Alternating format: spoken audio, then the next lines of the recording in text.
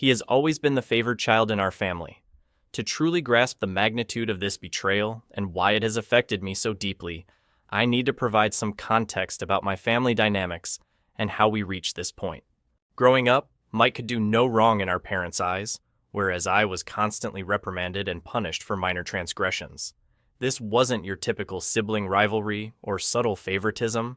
It was overt and intense. Mike would break something, and I would be blamed. He'd start a fight, and I'd get grounded.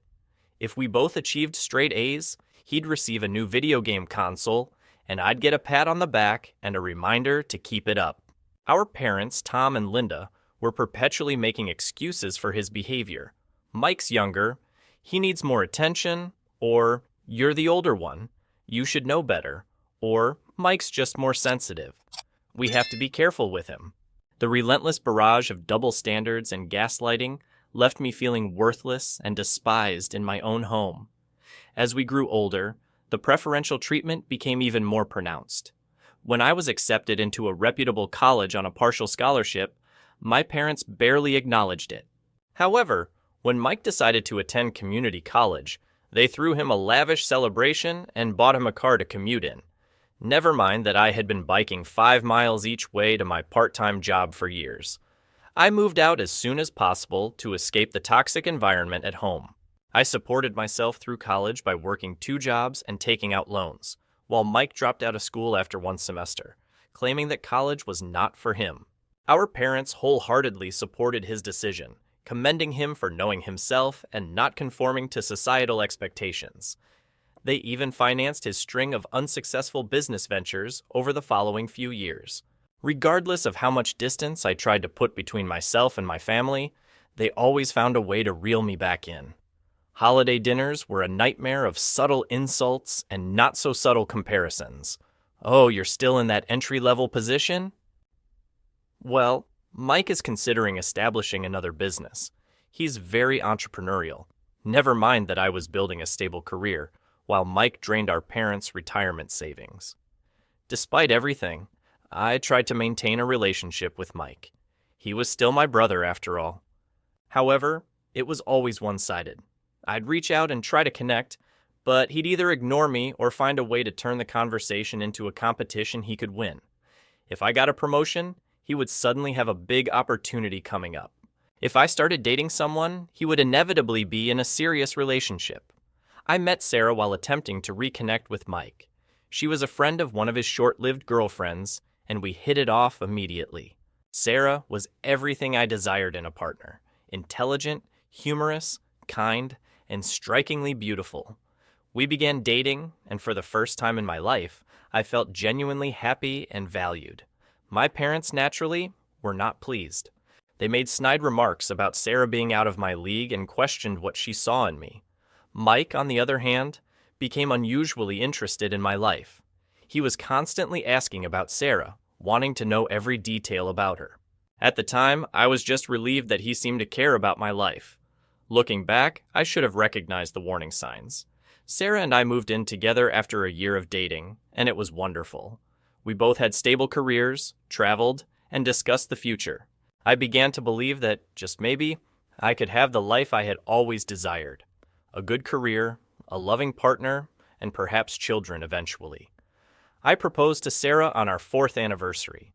It was nothing extravagant, just a simple dinner at home and a heartfelt speech. I was overjoyed when she said yes. We planned to have a long engagement and spend our time planning the wedding. We weren't in a rush. We had our entire lives ahead of us, or so I thought. When we told my family about our engagement, their reactions were mixed, to say the least. My mother forced a smile and remarked, "Oh, how nice," in a tone that suggested it was anything but. My father grunted and muttered, "Good luck with that," before returning to his television program. Mike, however, had the most peculiar reaction. He congratulated us, but there was something odd about his smile, almost predatory. I dismissed it at the time, attributing it to my own insecurities. The following year was filled with wedding preparations and work stress. Sarah and I were both working long hours at our respective jobs to save up for the wedding and a down payment on a house. We hadn't been spending as much quality time together as we used to, but I assumed it was just a phase. Every relationship goes through rough patches, right? Looking back, I should have noticed the signs. Sarah became distant, always on her phone, smiling at texts from people she quickly dismissed as work friends. She started going out more with her companions, coming home late and smelling of wine and cologne. But I trusted her implicitly. I never entertained the thought that she might be cheating, let alone with my own brother. Sarah started acting strangely around 4 months ago. She was moody, irritable, and constantly nauseous. I was excited by the possibility that she might be pregnant. We hadn't been actively trying, but we had discussed the possibility of having children in the future. I started to imagine how I would support her. Pap de shuru kurlam narsarir aren ibn bakarnam. Then, one night, she sat me down with tears in her eyes and dropped the bombshell. She was pregnant, but it wasn't mine. I was stunned. We hadn't been... My life was shattered 3 months ago. Sarah, my fiancée, was pregnant, but the child wasn't mine. We hadn't been intimate for a while due to demanding work schedules, but infidelity was the last thing on my mind. When I confronted her, a tearful Sarah confessed that Mike, my own brother, was the father. My world imploded. Everything I believed in, everything I'd built my life upon, crumbled around me. I was consumed by betrayal and grief. Sarah, between sobs, tried to explain. It started at our engagement party.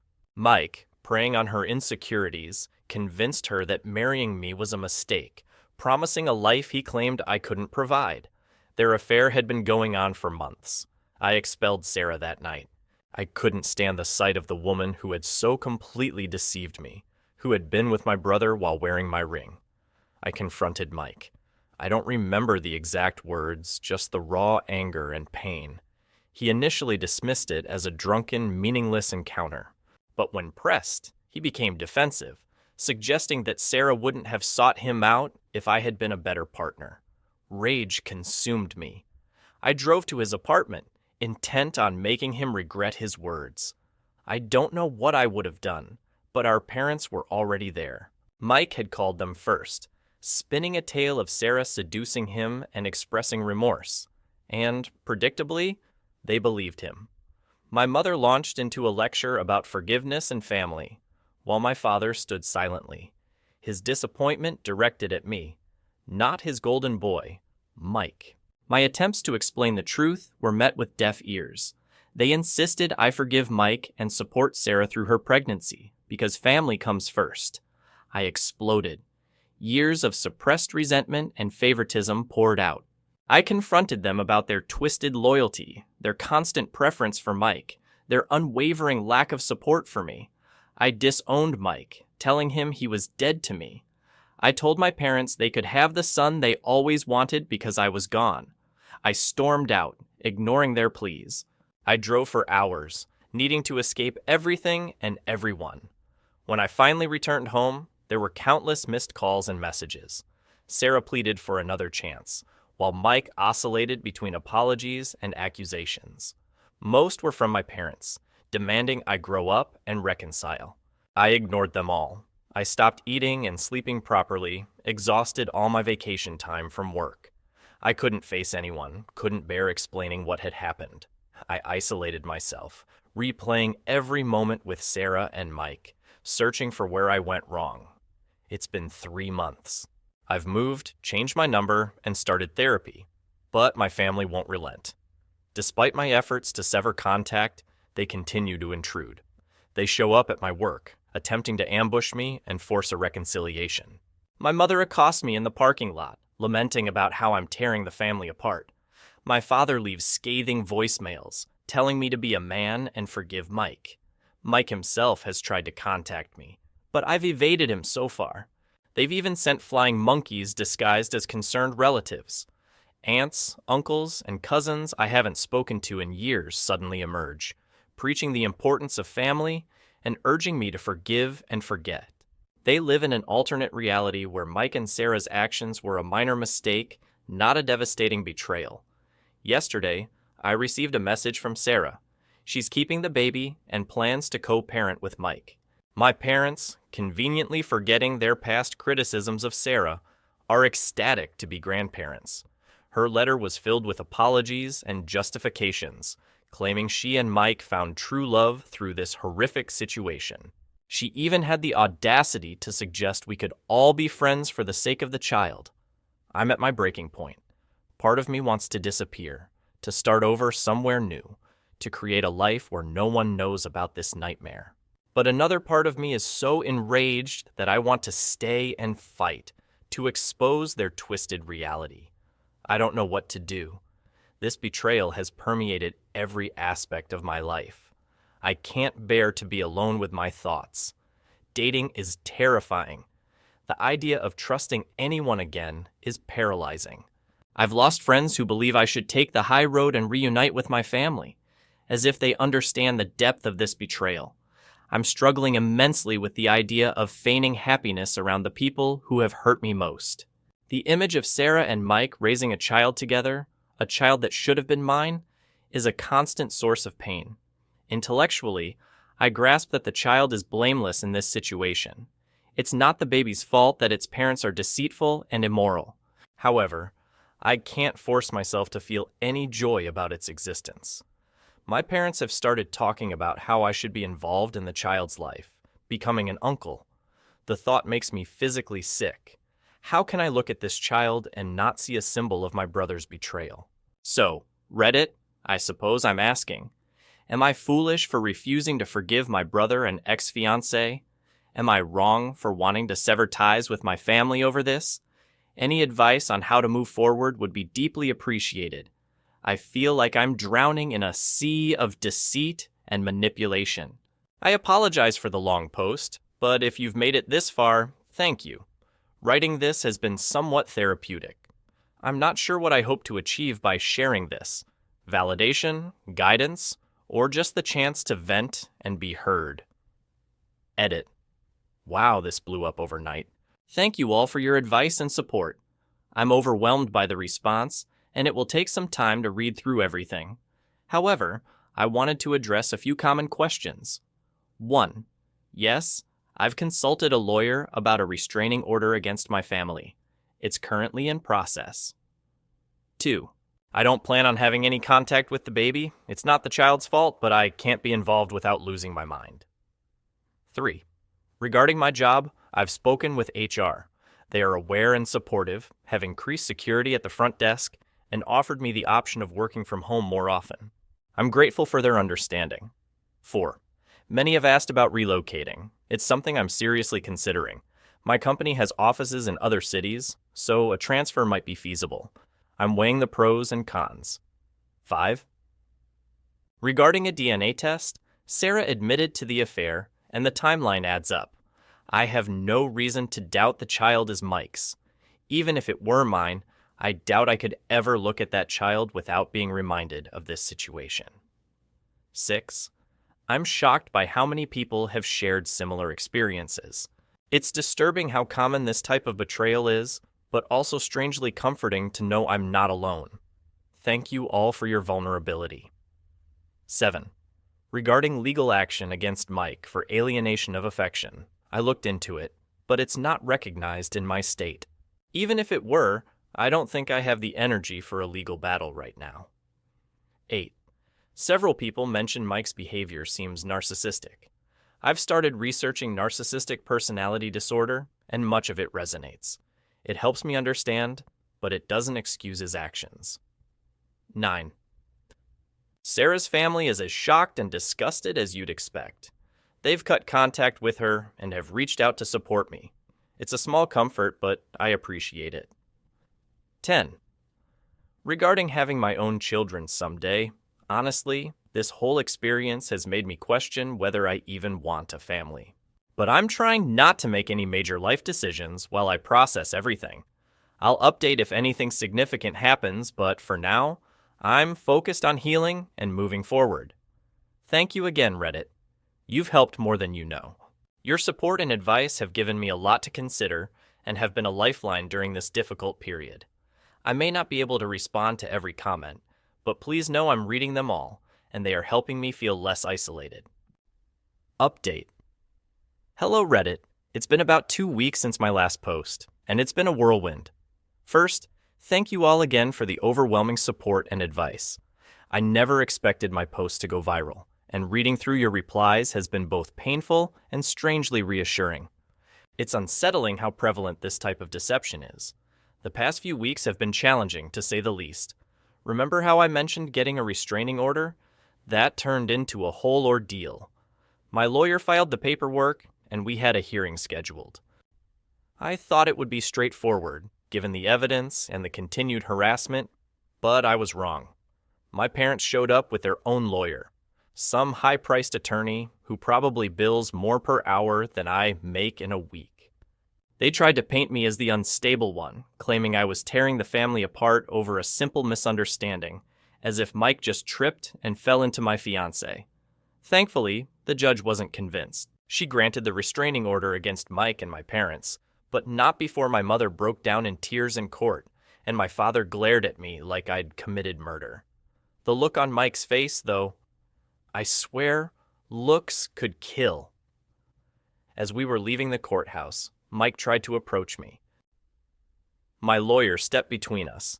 Mike scoffed at the newly issued restraining order, declaring it wasn't over and that I couldn't hide behind a piece of paper indefinitely. His words undeniably rattled me, but at least I had some legal protection. The job situation has been another ordeal. Recall my mentioning my family showing up at my workplace? It reached a climax last week. I was in a client meeting when my assistant informed me my mother was causing a scene in the lobby.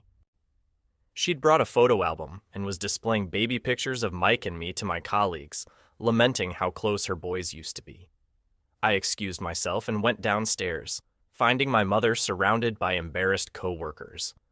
She was mid-story about Mike and me bathing together as toddlers when she saw me. She tried to rush me, talking about a baby shower, but I cut her off. I told her she needed to leave immediately, or I'd call the police for trespassing and violating the restraining order. The look on her face was as if I'd struck her, but considering their treatment of me, I felt no sympathy. Security escorted her out, and I spent the next hour doing damage control with my boss and coworkers. Most were understanding, but I sensed some questioning the drama I was bringing into the office. However, it was the altercation with Mike that truly derailed everything. Last Saturday, I was at the gym, working out my frustration on a punching bag. I was so absorbed in my training that I didn't notice someone approaching until I heard his voice. I turned to find Mike smirking, as if he hadn't just disregarded the restraining order. He started talking loudly enough for everyone around to hear. I told him to leave before I called the police, but he laughed, threatening to tell them I'd threatened him and Sarah. That's when I snapped. I lashed out, hitting him in the jaw. He stumbled back, then lunged at me. We ended up wrestling on the floor, exchanging blows like children, but this time without parental intervention, no one telling me to be the bigger person and let Mike win. I landed a few solid punches before gym staff intervened. Mike's nose was bleeding, and I could feel my own eye swelling. We were both yelling, struggling to break free and continue the fight. The gym manager's threat to call the police finally brought me to my senses. I grabbed my things and ran. Driving home, still shaking with adrenaline, I got a call from an unknown number. Against my better judgment, I answered. Sarah screamed about how I'd broken Mike's nose and he might need surgery. I couldn't help but laugh. The absurdity of her anger after their actions was overwhelming. I sarcastically apologized for upsetting her boyfriend, whom she'd been seeing behind my back for months. She started crying about her anxiety, how the baby could sense her pain, and how selfish I was. I hung up and blocked her number. The fallout from the fight was extensive. News spread rapidly through our social circle.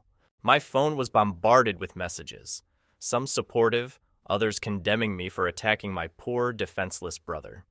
Sarah's parents contacted me again, voicing their support and disapproval of their daughter. It was a small comfort, but I appreciated it. The restraining order feels insufficient now. Mike has proven he'll ignore it, and I'm worried about his next move. The legal consequences have been a nightmare. My lawyer called the day after the gym incident. Mike had filed assault charges. I explained what happened, how Mike violated the restraining order and provoked me. My lawyer sighed, saying we'd fight, but it would be challenging since I threw the first punch. We're filing our own charges against Mike for breaching the restraining order. My lawyer believes this will strengthen our case, but nothing is certain. I've given police statements, shown them my injuries, and justified defending myself against my own brother, which is humiliating. Mike and I are permanently banned from the gym. I understand, but it's unfortunate. It was one of the few places I could healthily release my frustration. My cousin Amy, whom I've always been close to, called recently. She's facing pressure from her family for supporting me, but she's standing her ground. She told me what's been happening behind the scenes. Apparently, my parents are telling everyone I'm having a mental breakdown. They're claiming Sarah and Mike's relationship started after Sarah and I broke up, and that I'm just jealous and can't move on. According to Amy, most of the family is skeptical, but some are buying it. It's infuriating that they're spreading lies while I'm trying to recover. Work has been difficult, to say the least. After the incident with my mother and the fight with Mike, which went viral on local social media, I can feel my colleagues watching me. My colleagues are definitely on edge around me. My manager called me in earlier this week. He started by saying he valued me as an employee and understood I was going through a tough time, but then he dropped the bomb. He thought it best I take a leave of absence until things calmed down. He suggested we call it a personal sabbatical, paid of course. I wanted to argue, to tell him work was the only thing keeping me sane, but I knew the decision was made. So, I agreed, thanked him for his understanding, and packed up my office. As I left, I overheard two co-workers gossiping about how my brother got my fiancée pregnant. I slammed my office door a little harder than necessary on my way out, taking a small bit of satisfaction in their startled reaction. I'd be lying if I said none of this was affecting me. I've been taking long drives at night to escape my apartment. Sometimes I find myself parked outside my old place, the one I shared with Sarah, wondering how my life went so wrong. Amidst this chaos, support came from an unexpected source: Sarah's younger sister, Emma. She contacted me on social media, apologizing for Sarah's behavior and offering support. Initially, I was wary, thinking it might be a trick, but after talking with her, I realized she was just as disgusted by Sarah's actions as I was. She's been keeping me informed about Sarah and Mike. They've apparently moved in together, living as if they hadn't just destroyed multiple lives to be together. Emma says Sarah's been playing the victim, crying to anyone who will listen about how she never meant to hurt anyone and how she and Mike are soulmates destined to be together. It makes me sick, but I appreciate Emma keeping me in the loop. Information is power, even if it's information I'd rather not have. Social media has been a nightmare. I've always been a private person, but this situation has thrust me into an unwanted spotlight. Someone, probably one of Mike's friends, posted about our gym fight on a local Facebook page. The post didn't name us, but it described the incident with enough detail for anyone who knows us to recognize it. The comments section became a war zone. Some defended me, saying Mike got what he deserved. Others called me unstable and said I needed to be locked up. I made the mistake of reading the comments one night after too many beers. A huge mistake. I ended up throwing my phone across the room, cracking the screen. I've since deactivated most of my social media accounts. I can't handle the constant notifications and messages from people I haven't spoken to in years, suddenly wanting the juicy details of my personal life. With everything that's happened, I've realized I can't stay in this city. There are too many memories and too many chances of running into Sarah, Mike, or my parents. I've started looking for internal transfers, and there's a promising opportunity in our Seattle office. It's not ideal. I'm not a fan of constant rain. But at this point, I'd move to the moon to escape this turmoil. I haven't made a final decision, but the idea of a fresh start is increasingly appealing. New city, new apartment, new life, where no one knows me as the guy whose brother stole his fiancée. My parents have been unusually quiet since the restraining order. I'm waiting for the other shoe to drop, for them to devise a new way to force themselves back into my life. Sarah has been broadcasting her pregnancy far and wide. Emma tells me she's constantly posting updates on social media, ultrasound pictures, belly shots, etc., with captions about how blessed she and Mike are and how excited they are to start their family. Each new piece of information feels like a fresh wound, reopening the pain just when I think I'm starting to heal. So, That's where things stand. 2 weeks ago, I thought my life couldn't get any worse. It has. I'm still angry and hurt, but also exhausted. I'm tired of defending myself. So, Reddit, I suppose this is less of an update and more of, I don't know, a cry into the void. I'm not sure what I'm asking for. Advice, sympathy, or a time machine to undo introducing Sarah to my brother. Whatever happens next, I'll try to keep you all updated. Your support has meant more than you know. It's good to be reminded there are still decent people in the world, even when everything feels filled with betrayal and deceit. Final update. Hello, Reddit. It's been a week since my last update, and I'm here with what I expect will be my final post on this whole mess. First, I want to thank everyone for their support and advice throughout this ordeal. Your words have been a lifeline during the worst time of my life. So, where to begin? A lot has happened in just 7 days, and I'm still processing it all. I guess I'll start with the big news. I'm moving. Yes, I took the plunge and accepted the transfer to our Seattle office. It wasn't an easy decision, but after everything, I needed a fresh start. The decision came after a particularly rough day last week. I had just returned from Just before another legal meeting concerning Mike's assault allegations, I discovered a note from Sarah in my mailbox. I nearly discarded it unopened, but my curiosity won. Inside was an ultrasound picture and a handwritten note expressing her and Mike's joy about their impending arrival. She hoped I'd find it in my heart to be happy for them and that the baby would love having me as an uncle. Fury surged through me. I grabbed my phone, unblocked Sarah, and dialed her number. She answered on the second ring, and I unleashed a torrent of anger. I told her precisely what I thought of her, Mike, and their beautiful family. I made it crystal clear that I wanted nothing to do with their child and that they could all go to hell. It wasn't my finest hour, but I finally voiced everything I'd been suppressing. It was in that moment I knew I couldn't remain in this city.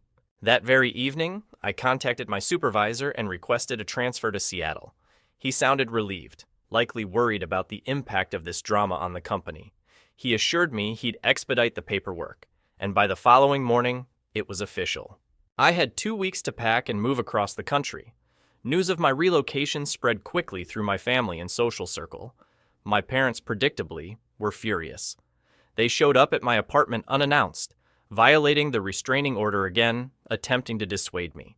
My mother wept, accusing me of abandoning the family, while my father raged about my selfishness and immaturity. I refused to engage. Instead, I called the police and had them escorted off the property for violating the restraining order. As they were being removed, my mother shouted that I would regret this, that family was everything, and I was throwing it away. I simply closed the door and continued packing. Mike's reaction was different. He avoided direct contact, likely due to the ongoing legal issues. However, he posted a long message on social media about how some people can't stand to see others happy and how he and Sarah were rising above the negativity to concentrate on their growing family. It was clearly aimed at me, portraying him as the victim. I admit it stung to see the likes and supportive comments, but I reminded myself their opinions were irrelevant because they didn't know the truth. Sarah's reaction was the most surprising.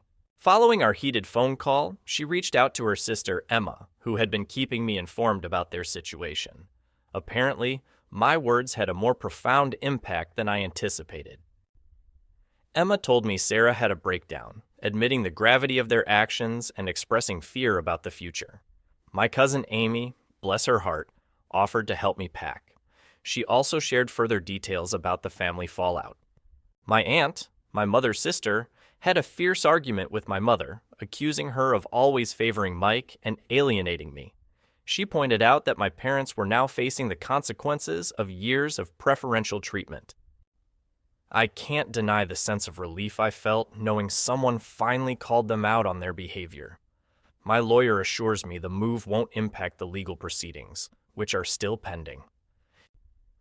We're pursuing charges against Mike for breaching the restraining orders and defending against his assault accusations. My lawyer is confident the judge will see through Mike's claims, especially considering his history of violating the restraining order. My relocation should also demonstrate that I pose no threat to Mike, which could help dismiss his charges. I doubt I'll post any further updates. Part of starting over involves leaving the past behind. As helpful as this community has been, it's time for me to stop dwelling on this narrative. I need to focus on building my new life in Seattle, not obsessing over the past.